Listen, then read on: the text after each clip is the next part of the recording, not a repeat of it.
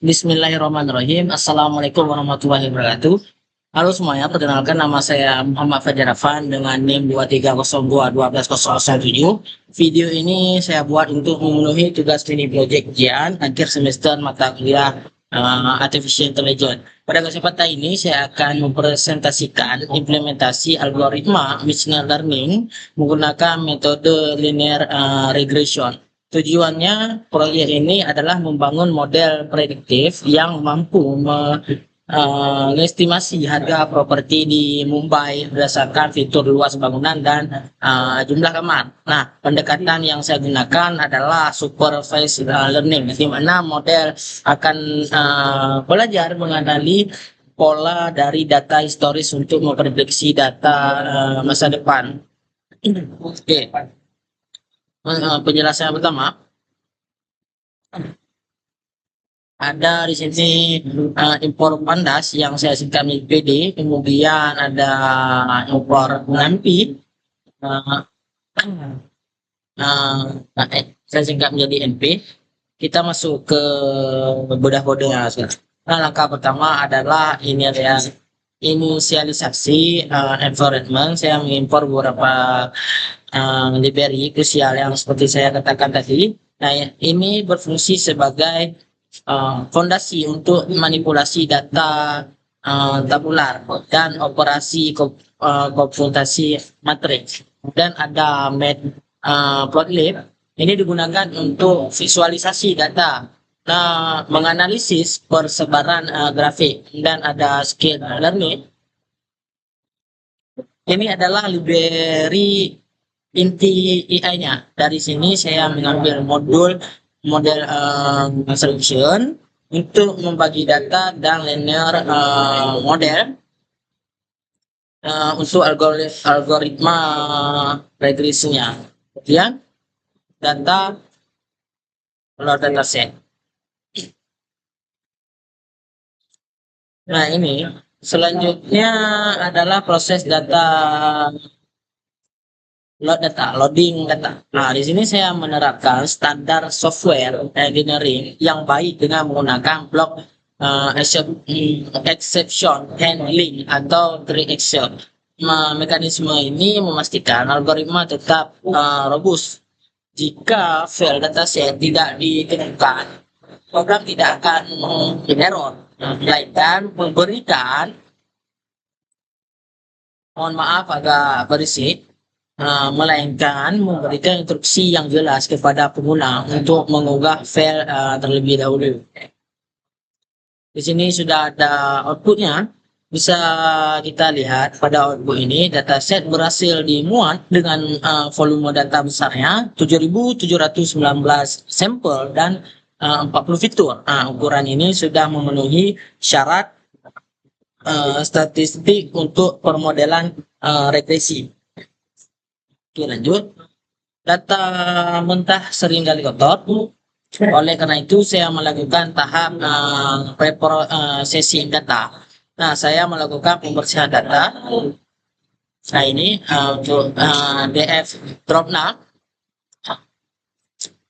Data dengan menghapus baris yang mengandung missing values pada kolom krusial seperti area dan harga. Ini penting agar kalkulasi matematis model tidak bias ataupun error. Kemudian ada di sini ada pilih fitur dan target. Di sini saya memilih area dan nomor bedroom sebagai variabel independen, yaitu variabel X. Kemudian variabel Y ini untuk target. Saya menetapkan price-nya sebagai variabel independen yang akan kita prediksi. Ya, ini datanya. Kemudian untuk data split data ini, agar evaluasi model objektif nih di trend test nih, saya melakukan data splitting. Saya membagikan dataset menjadi 80% training set data untuk melatih model, kemudian 20% data untuk menguji performa model. Nah, pemisahan ini vital untuk mencegah overfitting, yaitu kondisi di mana model hanya menghafal data latihan tapi gagal saat memprediksi data baru. Dan untuk sel ketujuh, untuk ini model fit ini adalah inti dari kecerdasan buatannya. Pada baris model fit ini,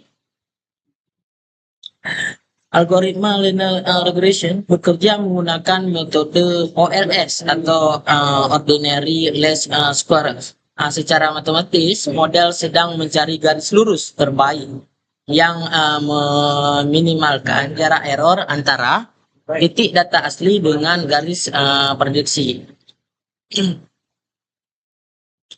Di sini ada outputnya.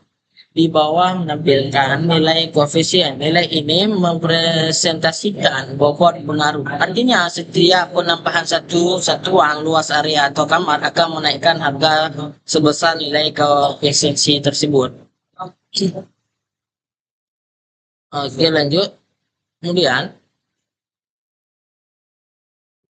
setelah model dilatih, saya melakukan validasi menggunakan data testing. Metode evaluasi yang saya gunakan adalah MAE ini, kemudian ada MSE dan ada R2.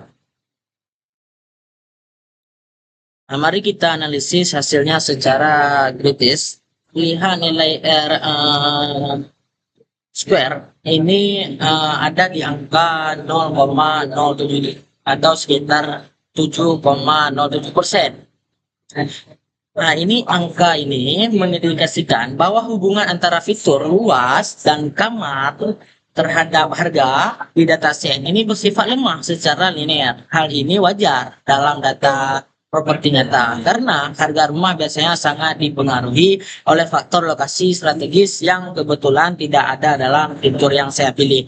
Namun, secara prosedur teknis, penelitian AI ini sudah berjalan dengan benar. Kemudian, lanjut. Untuk memvalidasi angka tadi, saya menyajikan visualisasi data grafik. Nah, ini Scrapplot ini mempertemukan harga asli aktual dengan prediksi prediksi. Jadi garis merah adalah garis ideal. Ini karena titik-titik data tersebar cukup jauh dari garis merah ini. Nah, ini dari garis merah ini mengonfirmasi temuan R square kita tadi bahwa variannya data sangat tinggi. Oke, kemudian terakhir saya melakukan simulasi menggunakan model atau deployment. Saya menginput data rumah baru dengan luas 1.200 SQFT dan kamar dengan kamar 2. Hasil model berhasil memberikan estimasi harga secara real time. Nah, di sini ada buatnya contoh prediksi harga tersebut. Nah, ini selesai, model siap digunakan. Output ini menandakan bahwa sistem prediksi sudah siap digunakan. Demikian presentasi mini project saya. Kesimpulannya, penerapan linear regression berhasil diimplementasikan secara teknis mulai dari pre-processing hingga predictive. Meskipun akurasi model masih bisa ditingkatkan, misalnya dengan menambahkan fitur lokasi atau menggunakan algoritma yang lebih kompleks secara